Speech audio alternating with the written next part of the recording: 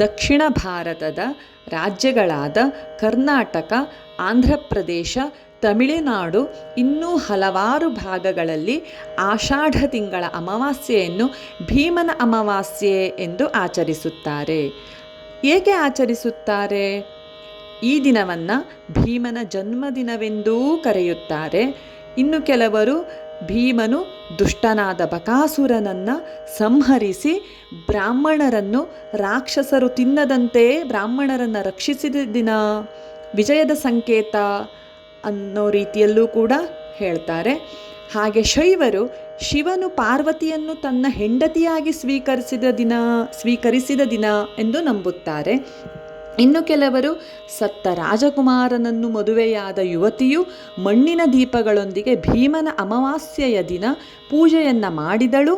ಆಕೆಯ ಭಕ್ತಿಗೆ ಮೆಚ್ಚಿ ರಾಜಕುಮಾರನನ್ನು ಶಿವಪಾರ್ವತಿಯರು ಜೀವಂತಗೊಳಿಸಿದರು ಎನ್ನುವಂಥ ಪುರಾಣ ಕಥೆಯೂ ಕೂಡ ಇದೆ. ಜ್ಯೋತಿರ್ಭೀಮೇಶ್ವರ ವ್ರತವನ್ನು ಈ ದಿನ ಮಾಡುತ್ತಾರೆ. ಹಾಗೆಯೇ ದೇವಿ ಪಾರ್ವತಿಯನ್ನು ಸುಖ ಸಮೃದ್ಧಿಗೋಸ್ಕರವಾಗಿ ಆರಾಧನೆಯನ್ನು ಮಾಡಿ ಅವಳ ಆಶೀರ್ವಾದವನ್ನು ಪಡೆಯುತ್ತಾರೆ ಎನ್ನುವಂಥ ಪ್ರತೀತಿಯೂ ಕೂಡ ಇದೆ.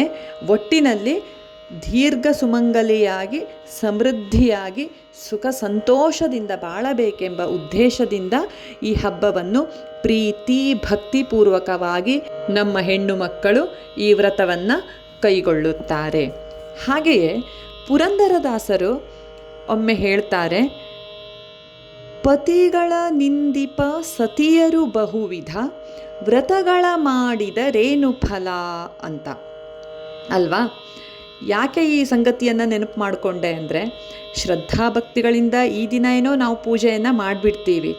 ಆದರೆ ನಮಗೋಸ್ಕರ, ನಮ್ಮ ಮಕ್ಕಳಿಗೋಸ್ಕರ ಪ್ರತಿನಿತ್ಯ ಹಗಲಿರುಳು ಕಷ್ಟಪಟ್ಟು ದುಡಿಯುವಂಥ ನಮ್ಮ ಗಂಡಂದಿರಿರ್ಬೋದು ಅಥವಾ ಪುರುಷರಿರ್ಬೋದು, ಅವರಿಗೆ ಪ್ರತಿನಿತ್ಯವೂ ನಾವು ಒಂದು ರೀತಿಯ ನೀನು ಚಿನ್ನವನ್ನು ಕೊಡಿಸಿಲ್ಲ, ನೀನು ಸೀರೆಯನ್ನು ಕೊಡಿಸಿಲ್ಲ, ನೀನು ಆ ವಸ್ತುವನ್ನು ಮನೆಗೆ ತಂದಿಲ್ಲ, ಈ ವಸ್ತುವನ್ನು ಮನೆಗೆ ತಂದಿಲ್ಲ, ನೀನು ಹಾಗಿಲ್ಲ ಹೀಗಿಲ್ಲ, ಎಲ್ಲರಂತೆ ನನ್ನನ್ನು ನೋಡ್ಕೊಳ್ತಾ ಇಲ್ಲ ಅನ್ನೋ ಸಾಕಷ್ಟು ಕಂಪ್ಲೇಂಟ್ಗಳನ್ನು ಅಥವಾ ಪುಕಾರುಗಳನ್ನು, ತಕರಾರುಗಳನ್ನು ನಾವು ಮಾಡ್ತಾನೆ ಇರ್ತೀವಲ್ವ. ಪ್ರತಿನಿತ್ಯವೂ ನಾವು ಈ ರೀತಿಯಾಗಿ ಬೈಯುತ್ತಾ ಅಥವಾ ಸಿಟ್ಟು ಮಾಡ್ತಾ ಜಗಳವನ್ನು ಮಾಡ್ಕೊಳ್ತಾ ಎಲ್ಲೋ ವಾರ್ಷಿಕವಾಗಿ ವರ್ಷದಲ್ಲಿ ಒಂದು ದಿನ ಪೂಜಿಸುವುದರ ಜೊತೆಗೆ ಆ ದೀರ್ಘಾಯುಷ್ಯಕ್ಕಾಗಿ ಏನು ಪೂಜೆಯನ್ನು ಮಾಡಿರ್ತೀವಲ್ವ, ಆ ದೀರ್ಘಾಯುಷ್ಯ ಪಡೆದಂಥ ಪತಿಯು ಸಂತೋಷವಾಗಿರಲಿ, ನಮ್ಮ ಕುಟುಂಬ ಸಮೃದ್ಧವಾಗಿರಲಿ, ಹಾಗೆಯೇ ಸುಖಮಯವಾದಂಥ ಜೀವನ ನಮ್ಮದಾಗಿರಲಿ ಎನ್ನುವಂತಹ ಒಂದು ಸಂಕಲ್ಪವನ್ನು ಹೊಂದೋಣ. ಇದಕ್ಕೆ ನೀವೇನಂತೀರಾ?